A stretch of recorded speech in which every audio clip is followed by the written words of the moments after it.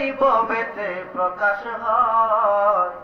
কুরআন হাদিস কোলে দেখো আদম তো সামান্য নয়। কুরআন হাদিস কোলে দেখো আদম তো সামান্য। ওরে আদম দিয়া কুদরতুল্লাহ এই ভবেতে প্রকাশ হয়। কুরআন হাদিস কোলে দেখো আদম তো সামান্য নয়। ঠিক না? ঠিক না? বলিয়াছেন পাক কালামে আদম সূরত মাঝে। সুবহানাল্লাহ সুবহানাল্লাহ। কোন সূরত? জোরে বল, কোন সূরত? আদম সূরত। আদম সূরতের এত দাম কেন হইল গো? অন্য কোন কারণ না, একটা মাত্র কারণ। কারণ আদমের প্রেমে পইড়াই তো আল্লাহ এই জাহান বানাইছে। সুবহানাল্লাহ। কেমনে বানাইলো আল্লাহ জাহান? যে আল্লাহ পাক ওই আনতে যা। যে আল্লাহ পাক রব্বুল আলামিন আদম রে বানানোর পরে আদমকে ডাক দিয়া কয়, আদম রে তুমি আমার নামটি সবটি কো। আদম একজনে কইয়াছে সুবহানাল্লাহ। ফেরেশতারা আগে জিগায়, ও ফেরেশতারা নামগুলি কও। বললাম তো জানি না। সমস্ত মাখলুকরে জিগাইছে, কয় জানি না। আদম জানে কেমনে? আল্লাহ জানাইছে, এই জন্য জানে। সুবহানাল্লাহ সুবহানাল্লাহ। আদমকে আল্লাহ জানাইছে। ভালো কইরা আগে একটা তালিম দিছে। আদম রে সর্বশ্রেষ্ঠ যে আমি তোরে বানাইয়াম, কায়দা যদি না শিখাই দিই তাহলে সাপ ধরবি কেমনে? কথা কোন ঠিক কি না? ঠিক। কারণ আল্লাহ তো হইল নির্দোষ, আল্লাহ কিন্তু দোষী না। আল্লাহ সাপের কয়, এর সাপ তুই কিন্তু কামড় ছাড়িস না। আবার ব্যাঙের কয়, ব্যাঙরে ব্যাঙ তুই কিন্তু লড়িস না। সুবহানাল্লাহ। তার মানে আল্লাহ দুজনকে খুশি রাখে। এই কথাটা স্মরণ হয়ে গেছে, যেহেতু বইলা দেই সাপের ব্যাঙ কামড় দিয়া ধরছে। সাপ আল্লাহর দরবারে, সাপও আল্লাহর একটা মাখলুক, ব্যাঙ আল্লাহর একটা মাখলুক। ব্যাঙ ডাক দিয়া কয়, আল্লাহ গো, ও আল্লাহ, বুঝলাম না তুমি আমারে বানাইছো, কিন্তু বানায়া সাপের মুখে দিছো কেরে? সুবহানাল্লাহ। সাপের মুখে তেল লাগিয়ে দিছো। আল্লাহ কয়, সাপকে আমি বানাইছি যে তোরে ধইরা খাইব, কিন্তু আমি তোরে বইলা দেই রে ভাই, সাপ যত কিছুই করো তুই কিন্তু লড়িস না। মতো কাবলান্তা মত, মরার আগে একবার মর। সুবহানাল্লাহ। সুবহানাল্লাহ। মরার আগে একবার মর। মর। ব্যাঙ কয়, আল্লাহ ঠিক আছে, আপনার হুকুম আমি পালন করলাম। সাপে ডাক দিয়া কয়, আল্লাহ গো, ও প্রাণের আল্লাহ, আমি যে তারে ধরছি এখন আমি কি করব? আল্লাহ ডাক দিয়া কয়, সাপ রে, ও সাপ, কামড় দিয়া ধরছ যখন আর ছাড়িস না। সুবহানাল্লাহ। ব্যাঙরে কয়, লড়িস না, সাপেরে কয়, ছাড়িস না। ছাড়িস না। আল্লাহ পাক রব্বুল আলামিন হইল নির্দোষ। হঠাৎ কইরা সাপ মনে করছে ব্যাঙ মরে গেছে। ব্যাঙ মরে গেছে। আসলে কি মরছে? না। জেতা মরা মরছে। এটা কি মরছে? জিন্দা মরা। জিন্দা মরা মরে গেছে। সাপ মনে করছে এই ব্যাঙ তো মারা গেছে, এখন আর এই ব্যাঙের মুখে লাইকা কি হইব? এখন চাইরা হইলেও তো তারা খাইতে আরাম চাইরা দিছে। ব্যাঙ ওইটা দৌড় মারছে। সুবহানাল্লাহ। ব্যাঙ খুশি না বেজা? খুশি। এমন সময় সাপ আল্লাহ দরবারে ফরিয়াদ জানায়, মাবুদ, ও প্রাণের আল্লাহ, তোমার কি এরকম বিচার যে তুমি কইলা ধরতাম, কিন্তু আমার আহারটা, আমার খাবারটা তুমি আমার মুখ থেকে কেন কাইরা নিলা? আল্লাহ কয়, সাপ রে, আমি তোরে কি কইছিলাম মনে আছে নি? কয় মনে আছে। কইছিলাম যে আল্লাহ চাইল না। কয় তাইলে চাললি কেন? সুবহানাল্লাহ। সুবহানাল্লাহ। এখন ব্যাঙের কোনো কথা আছে নি? মানুষ যদি মরার মতো কেউ মরে, মরার মতো ময়রা যদি কয়বর যাইতে পারে গো, ফেরেশতা আয়েশা জিজ্ঞেস করবো মার রব্বুকা, এই ব্যক্তিটা বলবে রব্বি আল্লাহ, আমার রব আল্লাহ। ওয়া মা দীনুকা, বলবে আমার দিন ছিল দিনিয়াল ইসলাম। আল্লাহ ডাক দিয়ে বলবে এই বান্দার শেষের প্রশ্নটা রাখ। আল্লাহ পাক রব্বুল আলামিন তখন নূরের নবীর চেহারা এই বান্দা বান্দির সামনে ধইরা দিব। সুবহানাল্লাহ। এই ব্যক্তি চোখের পানি চাইলে কইব মাবুদ, চাঁদে পড়া রাতের পর রাত, দিনের পর দিন পাগল হইয়া আমি কান্দাম, মাত্র 3.5 হাত কবরের ভিতরে তারে বইলা যায় আমনি। সুবহানাল্লাহ, ধরে কন্যা সুবহানাল্লাহ। আমার জীবন বিফলে গো, সোনার জীবন বিফলে, ও নবীজি আপনাই না পাইলে আমার জীবন বিফলে গো, সোনার জীবন বিফলে, ও নবীজি আপনাই না পাইলে কারে লইয়া থাকব আমি, কারে লইয়া থাকব আমি, অন্ধকার গহ্বরে নবী গো, অন্ধকার গহ্বরে, ও নবী গো আপনাই না পাইলে ওরে আজরাইল মোর সামনে খাড়া, কোনদিন জানি পড়ি ধরা গো, ঠিক কিনা? বলে ঠিক কিনা? ওরে আজরাইল মোর সামনে খাড়া, কোনদিন জানি পড়ি ধরা গো, সামনে তাই গো দয়াল নবী, সামনে তাই গো দয়াল নবী, আমার কঠিন নিদানে আপনাই না পাইলে আমার জীবন বিফলে গো, সোনার জীবন বিফলে, ও নবী গো আপনাই না পাইলে নবী কুরআনে সই নাচিয়ালি,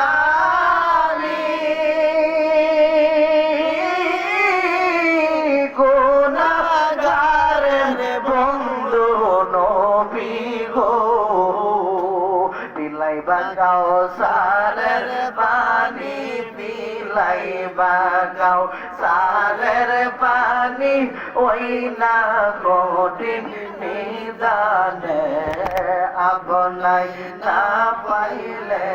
একটা জবান বন্ধ রাখবেন না, শীতে কাহার মেরে বলি আল্লাহু আকবার। সামনে একটু ওয়াজ দাঁড়াইলে কষ্ট বেশি হবে? বেশি হবে কষ্ট? আমার বাবা যারা বন্ধুরা বলতেছিলাম, আল্লাহ কয় মন্ত্র কাবলা মরার আগে মরার আগে মরলে কি হবে রে, তোমার এই জীবন সাফল্য, ওই জীবন সাফল্য। আমার বাবাজিরা আপনাদের চেয়ে আমার মারা অনেক আজকে মাহফিল আসছে, শুধু এই মাহফিল নয়, আরেকটা মাহফিল করেছি এদের মধ্যে মহিলারা বেশি। আলহামদুলিল্লাহ, আলহামদুলিল্লাহ জোরে কন্যা আলহামদুলিল্লাহ। আলহামদুলিল্লাহ। এতে করে আপনারা খুশি না বেজা? খুশি। জোরে কন্যা খুশি না বেজা? খুশি। আমার এই জন্য আজকে শুধু মহিলাদের ওয়াজ, সুবহানাল্লাহ। সুবহানাল্লাহ। বলতে পারেন হুজুর মহিলাদের ওয়াজ করবেন, আমরা ওয়াজ, আমরা তো ওয়াজ সবসময় কোনো নেই, এখন যাবেন কেমন না যাবেন না কারণ মহিলারা যদি সঠিক হয়ে যায় সন্তান সঠিক হবে। কথা বলেন ঠিক কিনা? ঠিক মহিলারা যদি সঠিক হয়ে যায় সন্তান সঠিক হবে রে। কারণ এই আব্দুল হান্নানের আম্মা দুনিয়া থেকে বিদায় নিছে, আজকে যদি তিনি থাকতো এই মাহফিলটার মধ্যে কত খুশি হইতো। কথা বলেন ঠিক কিনা? ঠিক কিন্তু তিনি যদিও নাই, রোহানি হালে হাজির হয়ে গেছে আমরার কাছে। কথা বলেন ঠিক কিনা? ঠিক এইভাবে একদিন আপনিও যাবেন, আমিও যাব, মহিলাদের মধ্যে ওলি হওয়া দরকার আছে না নাই? আছে। মহিলাদের মধ্যে একজন ওলি ছিল, নাম কি? রাবিয়া বসরি। মারহাবা কর। মারহাবা। এই রাবিয়া বসরি কেমন আমল ছিল তার? রাবিয়া বসরি 3 বোন ছিল, 3 বোন সহই রাবিয়া কয় নম্বর? 4 নম্বর। 4 মানে রাবিয়া ছিল সবার শেষ। কিন্তু যেই দিন রাবিয়া জন্মগ্রহণ করবে, আল্লাহর কুদরত বোঝা বড় দেয়। আল্লাহর জন্য যারা পাগল হয় তারা কিন্তু গরিব থাকে বেশি। ঠিক। কথা বল না। ঠিক। কিন্তু শিল্পপতি কেউ আইসুন না। কথা বল আইসে না। কারণ এবারে টেহা চিন্তা, কারণ কত কত টেহা কেমনে কি করবো। আবার শিল্পপতি জামাই আছে, গোসা টিসা নিয়ে দেয়। মারহাবা কর। মারহাবা। এই জন্য নবী ডাক দেয়া কয়, মাবুদ গরিব হইয়া দুনিয়াতে আমারে পাঠাইছেন, এই জন্য নবী কিন্তু গরিব না। সুবহানাল্লাহ। সুবহানাল্লাহ। আল্লাহ গরিবদের সঙ্গে আমি বড় মহব্বত করছি বেশি। ও মাবুদ হাসরের ময়দানেও তুমি গরিবরার লগে আমারে রাখো। সুবহানাল্লাহ। তাইলে আমরার কোনো ভয় নাই। ভয় নাই। নবী থাকলে কোনো ভয় নাই। নাই। আমার বাবাজিরা বন্ধুরা, এত বেশি গরিব, যেদিন রাবিয়া বসরির জন্মগ্রহণ করবে সেই দিন তার ঘরের মধ্যে যে বাতি জ্বালাইবো, এই বাতির তেলটা পর্যন্ত করে নাই। সুবহানাল্লাহ। যে বেটার ঘর বাতি জ্বালানির তেল নাই, এ বেটার ঘর কি খাওয়ান আছে? না। কথা বলে খাওয়ান আছে? না। নাই বলতে গেলে কিছুই নাই। কিন্তু সে একটা ওয়াদা করছে, মাবুদ যত বিপদ হই করি, যত মুসিবত হই করি, তুমি ছাড়া কোনো মানুষের থেকে কিছু চাইতাম না। ডাক দিয়া কয়, স্বামী ও স্বামী গো, একটু পরেই তো অন্ধকার হয়ে আসবে গো স্বামী, একটু তেলের ব্যবস্থা যদি করতেন।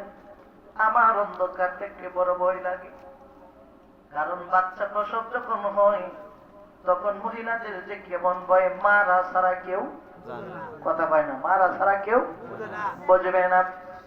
ডাক দেয়া কয়, স্বামী গো আমার বড় ভয় লাগে, ও স্বামী একটু তৈলের ব্যবস্থা যদি করতেন। ডাক দেয়া কয়, বিবি রে মাফ করে দিও, আমি তোমার এমন এক কত ভাগা স্বামী, সন্তান হবে তোমার ঘরের ভিতরে একটু তৈল নাই, বাচ্চারা এদিক দিয়া খাবারের জন্য কান্নাকাটি করে, বিবি রে খাবার দিতে পারি না, তৈল আনবো কোথায় থেকে? ডাক দেয়া কয়, স্বামী ঠিক আছে লাগবে না, আমার কোনো কষ্ট নাই, আপনি আমার কাছে থাকেন। সুবহানাল্লাহ। প্রসব বেদনা উঠে গেছে। নবীজি হাদিসে বলেন, মহিলাদের যখন প্রসব বেদনা হয়, প্রসব বেদনার এক একটা বেদনা আল্লাহ পাক রব্বুল আলামিন এক একটা কবুলিয়ত হজের সব দান করে দেয়। সুবহানাল্লাহ। এটা কিন্তু আমরা নাই, আপনার আছে? না। এটা কিন্তু আমরা নাই। নাই। এটা যারা মা হয় তারার, কারণ প্রসবের যে বেদনা এটা মা ছাড়া কেউ বুঝে না। জানে না। কথা কোন ঠিক কিনা? ডাক দিয়া বলে, স্বামী তোমার ঘরের ভিতরে আপনি বসে, হঠাৎ করে বিবির পেটের বেদনা শুরু হয়ে গেছে। আইরে আমার বড় ভয় লাগতেছে গো স্বামী। চিন্তা করলো, হাইরে এখন আমি কি করি? মানুষের কাছে যে চাইবে না এই কথাটা তার সরব মনে নাই আর কি। হঠাৎ কইরা ঘরের বাহিরে যায়, ডাক দিয়া কয়, ভাই গো আমার বিবিটা বড় পেরেশানির মধ্যে আছে, একটু তৈরি দিবানি? কয়, তুমি গরিব মানুষ খাইতে পারো না, তোমার তৈরি দিলে আরেকদিন ফেরত দিতে পারবা না। সুবহানাল্লাহ। সুবহানাল্লাহ। একটা ঘরের মধ্যে যখন যা জিজ্ঞেস, কষ্ট বেশি হইতেছে না। কথা শেষ করে মনে যাচ্ছে নাকি? আমার বাবাজিরা ডাক দিয়ে কয়, হায়রে আমি তো বলেছিলাম যত মুসিবতের মধ্যে পড়ি আল্লাহ ছাড়া কারো কাছে কিছুই চাইব না। এখন আল্লাহ ছাড়া কিছুই চাইব না, ওই এখন বাড়ির আল্লাহ জায়গা। রাব্বুল আলামিন ছাড়া তো আমি ব্যক্তিটার কাছে চাইছি।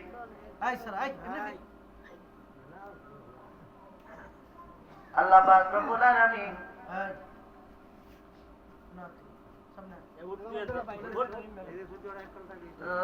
মানুষের কাছে চাইলাম, মনটা বড় কষ্ট পাইল। আয়েশা বিবির কাছে আয়েশা দেখে হাইরে বিবি ব্যথায় ছটফট করতেছে, ব্যথায় অস্থির। চিন্তায় পড়ে গেল, হাইরে হাই, এখন আমি কি করব? সারাদিন খাওয়া নাই, সারাদিন ঘুম নাই, চক্ষুটা বন্ধ হয়ে গেছে। হঠাৎ করে তাকায়া দেখে হাইরে ঘুমের ঘরে আমার কামলেওয়ালা নবী, জিন্দা নবী হাজির হয়ে গেছে। সুবহানাল্লাহ। নবী যখন হাজির হয়ে গেছে, আমার নবী সালাম দিলেন, আসসালাতু ওয়াসসালামু আলাইকা ইয়া রাসূলুল্লাহ, আসসালাতু ওয়াসসালামু আলাইকা ইয়া হাবিবাল্লাহ। নবী গো,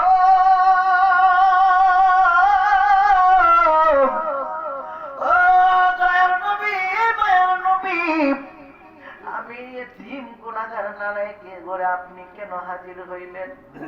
ডাক দিয়া কয়, শুনরে, আমি এমনি এমনি হাজির হই না, তোর একটা শুভ সংবাদ দেওয়ার জন্য হাজির হইলাম। তোর মনের ভিতরে দুঃখ নিয়ে তুই আজকে ঘুমাইছস, চিন্তা করিস না।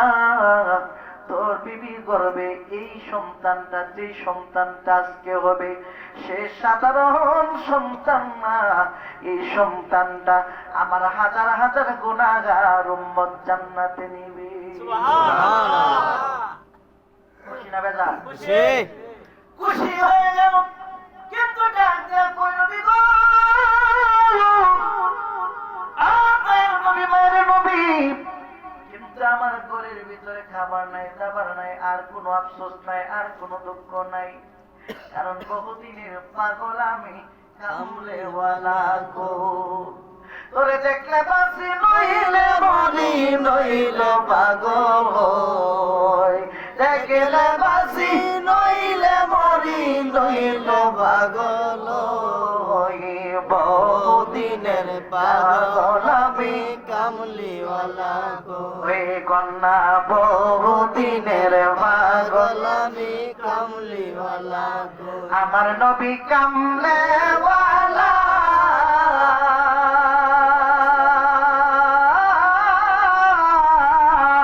আরে আছে নবী সামনে কারা গন্না, আমার নবী কামলিওয়ালা। আরে আছে নবী সামনে কারা। নবীদের দেখা পাইলে আমরা শান্তি হবে, নূর নবীদের দেখা পাইলে আমরা শান্তি হবে। বহুদিনের পাগল আমি, কামলিওয়ালা গো। তারে দেখলে বাসি, নইলে মরি, নইলে পাগল হয়। তারে দেখলে বাসি, নইলে মরি, নইলে পাগল হয়। বহুদিনের পাগল আমি, কামলিওয়ালা গো। সামনে পাগল হয়ে কান্দে নবী গো। ও নবী, আর আমার কোনো আপত্তি নাই, আফসোস নাই, ঘুম ভাঙা গেছে রে। চোখের পানি চাইরা চাইরা কান্দে, হাই রে, এতদিন পরে মনের সাতটা যাও পূরণ হয়েছিল, আজকে আমার এই সাতটা ভঙ্গ হয়ে গেছে। আর কিছুক্ষণ যদি আমার কামলেওয়ালা নবী আমার সামনে থাকতো, আমার মনটা ভইরা তারে দেখতাম। কিন্তু হঠাৎ কইরা তাকায়া দেখে রে, হযরতে রাবিয়া বসরি জমিনে আগমন ঘটেছে। কিন্তু আল্লাহ কোনো বুঝাবো নাই, সেই ঘরের ভিতরে নূরের নবী, আর সেই ঘরের ভিতরে আল্লাহর নূর বইরা যায়। সুবহানাল্লাহ। কন্যা, সুবহানাল্লাহ। আল্লাহর নূরে নূরান্বিত হয়ে যায়। তাকায় দেখে গোটা আলোয় আলোকিত হয়ে গেছে। শুধু আলোয় আলোকিত হয় নাই, সারা ঘরটা আতর সুগন্ধি দ্বারা মোহরিত হয়ে গেছে। সুবহানাল্লাহ। এই দিক দিয়া বিবি প্রসব হইল, ওই দিক দিয়া নবীর দেখা পাইল। এখন তো সে বড় খুশি। আইরে এখন কি করবে? আনন্দে ডাক দিয়া কয়, বিবি রে, আর কোনো চিন্তা নাই, আর কোনো চিন্তা নাই। যে মেয়ে তোমার এই করে জন্ম নিছে, এই মেয়েটা সাধারণ কোনো মেয়ে নয়, এই মেয়েটা হবে সাধ্য অনুযায়ী মেয়ে। জোরে জোরে কন্যা আল্লাহু আকবার। এই মেয়ে হলো সাধনাকারী মেয়ে। ও বিবি রে, চিন্তা করিস না, আল্লাহ কুদরত বোঝা বড় যায়। কিছুদিন পরে তার বাবা মারা গেল। কিছুদিন পরে বাবা মারা যাওয়ার সঙ্গে সঙ্গে তার মাও দুনিয়া থেকে বিদায় নিল। মা যখন বিদায় নিয়ে নিছে রে, কিছুদিন পরে বোনেরা ডাক দেয়া কয়, এরে রাবিয়া, এতদিন পর্যন্ত তোরে খাওয়াইছি, আর খাওয়ানি সম্ভব না, আমরা নিজেই খাইতে পারি না, এখন তোর পথ তুই দেখ। একটা দুষ্কৃতিকারী মানুষ, শয়তান মানুষ রাবিয়া বস্তিরে নিয়ে বিক্রি কইরা দিছে একজনের কাছে।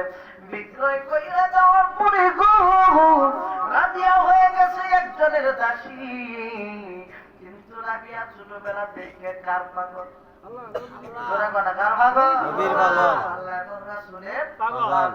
তিনি কি করে সারা জীবনে ইবাদত করে, তার মুনিবের রাত্র যখন গভীর হয় তখনই তিনি কি করে সেজদার মধ্যে পয়রা কান্দে, গফুরুর রহিম নাম তোমার আল্লাহ, ও আল্লাহ, আল্লাহ, ও ইয়া সামিউল বাসির, নাম তোমার আল্লাহ, আল্লাহ, একটা জবান বন্ধ রাখবেন না, চিৎকার করে বলি আল্লাহু আকবার। আল্লাহু আকবার। আমার বাবাজিরা রে,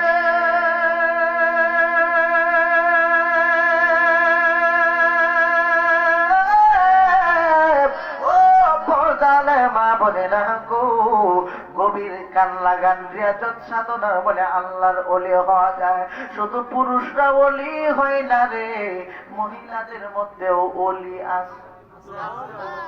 এবার তিনি কি করলো? ইবাদত করে রাত্রে, গভীর রাত পর্যন্ত ইবাদত করে, তাহাজ্জুদের নামাজ পড়ে। সকালবেলা চোখ লাল হয়ে থাকে রে, মনি বাইশা ডাক দিয়া কয়, কিরে রাবিয়া, বুঝলাম না এত রাত পর্যন্ত তুই কি করস? দিনের বেলা তোর চোখ লাল হয়ে থাকে, কাজ করতে যায় তুই অঙ্গাস। এইবার ডাক দিয়া কয়, মনি, ও মনিব গো, আমি তো আপনার খেদমত করার পরে আমার আসল মনিব মৌলার কুদরতি পায়ে সেজদা দিই। আসল মনিব মৌলার কুদরতি পায়ে সেজদা দিই। সে পানিতে বুঝে না, ডাক দিয়া কয়, না না, তুই এটা করতে পারবি না। একদিন, দুই দিন, তিন দিন বলার পরে রাবিয়া বসির একদিন হঠাৎ করে মারতে শুরু করলো রে। মারতে মারতে মারতে মারতে মারতে মারতে এমন একটা অবস্থা কইরা পালাইছে। কেন মানলো জানো নি? কারণ রাবিয়া বস্তি এত সুন্দর করে তার সামনে আসে, তারপরেও সে কেন চক্ষু লাল থাকবে, কেন তার এইরকম অঙ্গানিমা করবে? সে রাগান্বিত হইয়া অন্য একটা ব্যাপার নিয়ে মারতে শুরু করলো। মারতে মারতে মারতে মারতে পিঠের চামড়া তুইলা পালাইছে। এমন সময় রাত্র যখন গভীর হয়ে গেছে, রাত্র গভীর, রাবিয়া বসে কয়, আর এখানে থাকবো না, আমি পলায়ন করব। রাত্র যখন গভীর হয়ে গেছে রে, রাতের বেলা পালাইতে শুরু করলো। একটা পাথরের মধ্যে হোঁচট খাইয়া রাবিয়া বসে পইরা গো আল্লাহ সুবহানাল্লাহ, সুবহানাল্লাহ। পাথরের মধ্যে হোঁচট খাইয়া ডাক মারছে, আল্লাহ আল্লাহ কয়ে ডাক মারছে। আল্লাহ কয়ে যখন ডাকবে, আল্লাহ ডাক দিয়া কইয়া, রাবিয়া রে, এ রাবিয়া, তুই আমারে কেন আজকে ডাক দিলি? সুবহানাল্লাহ, কয় না সুবহানাল্লাহ। তাহলে অন্যদিন কইতারেন আল্লাহ, অন্যদিন কইতারলো না কেন ডাকস? আজকে আল্লাহ দেখছে যে রাবিয়া বড় বিপদে পড়া আমারে ডাক দিছে। সুবহানাল্লাহ, সুবহানাল্লাহ। এই জন্য বিপদে পড়লে ডাকতে হবে কারে? আল্লাহকে। জোরে কোন কারে? আল্লাহকে। বিপদে পড়লে আল্লাহরে ডাকবেন। হেফাজতের মালিক হলো আমার আল্লাহ। আল্লাহু খায়রা হাফিজাহু ওয়া হুয়া আরহামুর রাহিমিন। আল্লাহু আকবার। হেফাজতের মালিক কে? আল্লাহ। আল্লাহ কয়ে যখন ডাক মারছে রে, হঠাৎ কইরা ডাক দিয়া কয়, ওরে রাবিয়া, আজকে তুই আমারে কেন ডাক দিলি? রাবে বসে এদিক সেদিক খুঁজাইলে আমারে জবাব দিল কেডা, কিন্তু বুইজা ফালাইছে জবাব দিছে আমার আল্লাহ। ওরে পিরিতি পিরিতি ভীষণ পিরিতি, পিরিতি পিরিতি ভীষণ পিরিতি, বাংলা জোড়া না লইব রে আমার আল্লাহ রাসূল দুইজনে প্রেম করিল গোপনে, পীড়িতের ঘর খানা বান্দরে, পীড়িত করিয়া যেজন গেছে মরিয়া, পীড়িত করিয়া যেজন গেছে মরিয়া, সফল জনম তারে আমার আল্লাহ রাসূল দুইজনে প্রেম করিল গোপনে, পীড়িতের ঘর খানা বান্দরে। আল্লাহ রাসূলের বেলা কইল না মন বহেলা, আল্লাহ রাসূলের বেলা কইল না মন বহেলা, ইমাম দিয়া ধর তারে, ইমাম দিয়া ধর তারে, তাড়াতাড়ি রে আমার আল্লাহ রাসূল দুইজনে প্রেম করিল গোপনে, পীড়িতের ঘর খানা বান্দরে। আল্লাহুম্মা সাল্লি আলা সাইয়্যিদিনা মাওলানা মুহাম্মাদ ওয়া আলা আলি সাইয়্যিদিনা মাওলানা মুহাম্মদ। তাহলে বিপদের মধ্যে পড়লে ডাকবো কানে, আল্লাহর ডাক দিছে। আমার আল্লাহ বুঝে আমার সাথে কথা কয়, তাইলে আর এই মনিব মৌলার দরবার ছাড়বো না। আমার যদি মাইরাও পালাই রে আর যাওয়ার দরকার নাই, কারণ আমার আসল মনিব মৌলা তো আমার চিনে। যদি না চিনত আমার ডাকে সারা দিত না, চিনছে তাই তো আমার ডাকে সারা দিয়েছে। এবার তিনি কি করলো, চলে গেল। রাত্র গভীর হয়ে গেছে। প্রথম দিন যাইতে যাইতে রাত্র শেষের দিকে রাবেয়া বস্তি এত কিছু কষ্টের পরেও কাজ করতে যায়, তার একটু মায়া লাগিয়ে উঠছে। সুবহানাল্লাহ। তাইলে এত মায়ের মানলাম, মেয়েটার এত সুন্দর মেয়ে, তারে আমি কি করলাম, মনটার মধ্যে একটু দয়া লাগছে। কয় রাবেয়া, আজকে তোর কাজ করতে হবে না, তোরে আমি মুক্ত করে দিলাম। সারাদিন পর্যন্ত বিশ্রাম নিল। রাত্র যখন গভীর রাত, রাবেয়া বসে আল্লাহ কুদরতি পায়ে সেজদায় পইরা কান্দে। সেজদায় পইরা কাঁদার সঙ্গে সঙ্গে হঠাৎ কইরা তার মনিব উঠছিল দেখার জন্য বা প্রস্রাব পায়খানা করার জন্য। হঠাৎ কইরা তাকায় দেখে, আইরে রাবেয়া বুঝতেছি ঘরের ভিতরে থাকে গো, এই ঘর থেকে একটা নূর বাহির হইয়া সরাসরি আসমান পর্যন্ত বইরা গেছে। নূর বাইর হইয়া আসমান পর্যন্ত টেক লাগিয়ে গেছে। বাইর হইয়া কাহিনী, এটা আমি কি দেখলাম, আমার দাসী ঘরের ভিতর থেকে এটা কি বাহির হয়। চিন্তা করিলা দৌড়াইয়া দাসী ঘর চুকি দিয়া তাকায়া দেখে গো, আইরে সারে আমি এত মারি, এই রাবিয়ার শরীর থেকে আল্লাহর কুদরতি নূর বাহির হয়। আয় হায়, তারে আমি মানলাম। সকাল হয়ে গেল, রাবিয়া কাজ করার জন্য আইছে। সঙ্গে সঙ্গে ডাক দিয়া কয়, রাবিয়া রে, আমি তোর মনিব তোরে টাকা দিয়া কিনছি, আমি যা কয়ে তুই তাই মানবি। কয় হাত তাই তো মানবো। রাবিয়া, তোর কাছে আমি আর কিছুই চাই না, আমার তুই ওয়াদা দে, তুই আমারে মাফ করবি নি। জোরে কন্যা সুবহানাল্লাহ। রাবিয়া, আমার তুই মাফ করবি নি। ডাক দিয়া কয়, আপনি আমার মনিবেটা আপনি কি বলতেছেন? কয় রাবিয়া, তুই যদি আমারে মাফ না করস, আল্লাহ আমারে মাফ করবে না। কি হয়েছে আপনার?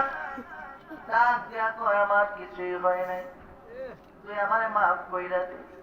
এবার ডাক দিয়া কয়, কেন এত কিছু করতেছেন? কয় রাবিয়া, আমি এত কিছু বুঝি না, এই নে আমি কিন্তু তোর জন্য এই কথা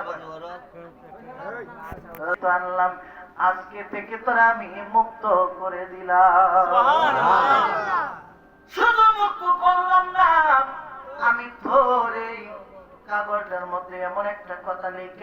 দিলাম, কেউ কোনোদিন তোরে বিক্রিও করতে পারবে না, তোরে কেউ কিনতেও পারবে না। সুবহানাল্লাহ। সুবহানাল্লাহ। বিক্রিও করতে তো না, কিনতেও পারবে না। যা, আমি তোরে সারা জীবনের জন্য মুক্ত করলাম। ও রাবিয়া, তুই আমার মাফ কর। সত্যি আরে আমার এত বড় উপকার করলেন আপনি, এটা আপনি কি বলেন? আমি মাফ করে দিছি। কয় না রে রাবিয়া, তুই যদি মাফ করস তাহলে আমার একটা আবদার রাখবি। সুবহানাল্লাহ। সুবহানাল্লাহ। আমার একটা আবদার রাখবেনি। কি আবদার? আপনি কইরা দেখেন না। কয় রাবিয়া রে, এতদিন পর্যন্ত তুই আমার দাসী ছিলি, রাবিয়া তোর জন্য আমি একটা ঘর বানায় দিব। এই ঘরের ভিতরে কেউ যাবে না, একমাত্র তুই থাকবি। খানা তোর পৌঁছায় দিব আমি সময় মতো। তুই চিন্তা করিস না রে রাবিয়া, আমি তোর জন্য এই ঘরটা বানায় দিলাম। এই ঘরের ভিতরে তুই থাকবি, ইবাদত করবি। রাবিয়া বুঝতে কয়, আমার বাপ নাই, মা নাই, বোনেরা কোন জায়গায় আছে আমি জানি না, আমি যাবই কোথায়? ঠিক আছে, আমি আপনার এখানে থাকবো, তবে ভালো কোনো ঘরের দরকার নাই। আমার আগের কুটির ঘরের মধ্যে আমার শান্তি লাগে। সুবহানাল্লাহ। সুবহানাল্লাহ। বারাখানা আমার দরকার নাই, আমার এই কুটির ঘরের মধ্যেই আমার বড় শান্তি লাগে, আমি এখানেই থাকবো। কয় ঠিক আছে, তার ইবাদত বন্দেগী শুরু করলো। সারাদিন ভর আল্লাহ নামের প্রেমের গান গায়। রাত্র যখন হয় তার ঘুমে ধরে না। সুবহানাল্লাহ। সুবহানাল্লাহ কয়। সুবহানাল্লাহ।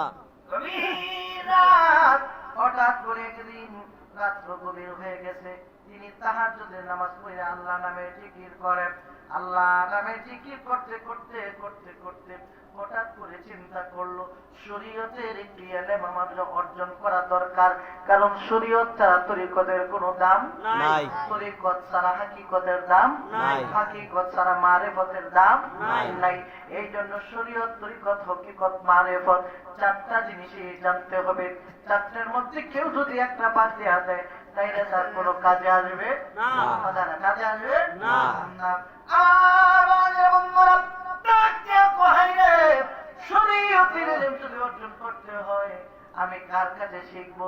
তার মনিবের কাছে যায়। কয়, ও মনিব, আমার একটা আপত্তি। কয়, কি আপত্তি রাবিয়া? আমি একটু শরীয়তের ইলম শিখতে চাই, যদি অনুমতি দেন। কয়, রাবিয়া রে, তোর ইলম শিক্ষা করার জন্য যাওয়ার দরকার নাই, তোর জন্য সবচাইতে বড় হুজুর আমার বাড়িতে আমি আনবো। সুবহানাল্লাহ। আরো জোরে কর। সুবহানাল্লাহ। এই জন্য আল্লাহ বান্দারে, হ্যাঁ বান্দা, তুই যদি আমার প্রেমে পাগল হয়ে যাস, আমি আল্লাহ তোর প্রেমে ডাবল পাগল হই। সুবহানাল্লাহ। সুবহানাল্লাহ। বাড়িতে কই সুবহানাল্লাহ। আল্লাহ কয়, তুই যদি আমার প্রেমে পাগল হয়ে যাস, এই মুরব্বীরা এক দুইজনে নয় বলুন, এ নয় বলুন, সাফা সাফি না হয়ে যায়, এক দুইজনে নয় বলুন, জায়গা হয় না করবেন কি? কান